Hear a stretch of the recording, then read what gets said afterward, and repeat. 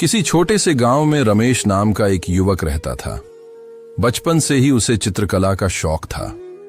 गांव की मिट्टी और प्राकृतिक सौंदर्य उसकी प्रेरणा थे और वह अपने चित्रों में गांव की सरलता और सुंदरता को उकेरता था।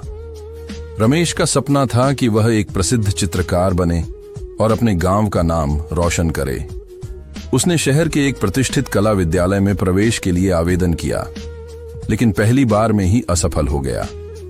यह उसके लिए एक बड़ा झटका था। उसने सोचा कि शायद उसकी कला में कुछ कमी है। निराशा के बावजूद रमेश ने हार नहीं मानी। उसने अपनी कला को और निखारने का निर्णय लिया। दिन रात अभ्यास किया, नए तकनीकों को सीखा और अपने गुरुजनों से मार्गदर्शन प्राप्त किया।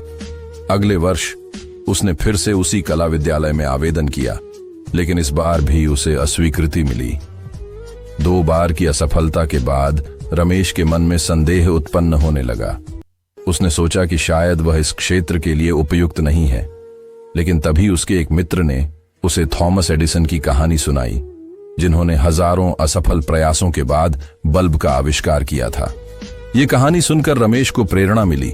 रमेश ने अपनी पिछली गलतियों से सीख ली और अपनी कला में और भी मेहनत करने लगा।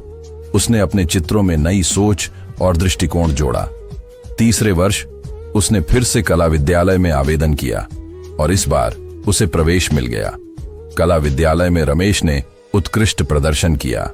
उसके चित्रों की प्रदर्शनी लगी और लोग उसकी कला की सराहना करने लगे। उसने अपने गांव की कहानियों और संस्कृति को अपने चित्रों के माध्यम से दुनिया के सामने प्रस्तुत किया। रमेश की कहानी हमें सिखाती है कि असफलता अंत नहीं है, बल्कि यह सफलता की ओर एक कदम है। असफलता हमें हमारी कमजोरियों को पहचानने और उन्हें सुधारने का अवसर देती है। यदि हम धैर्य और दृढ़ संकल्प के साथ अपने लक्ष्यों की ओर बढ़ते रहें, तो सफलता निश्चित रूप से हमारे कदम चूमेगी। असफलता से मिली सीख और अनुभव हमें मजबूत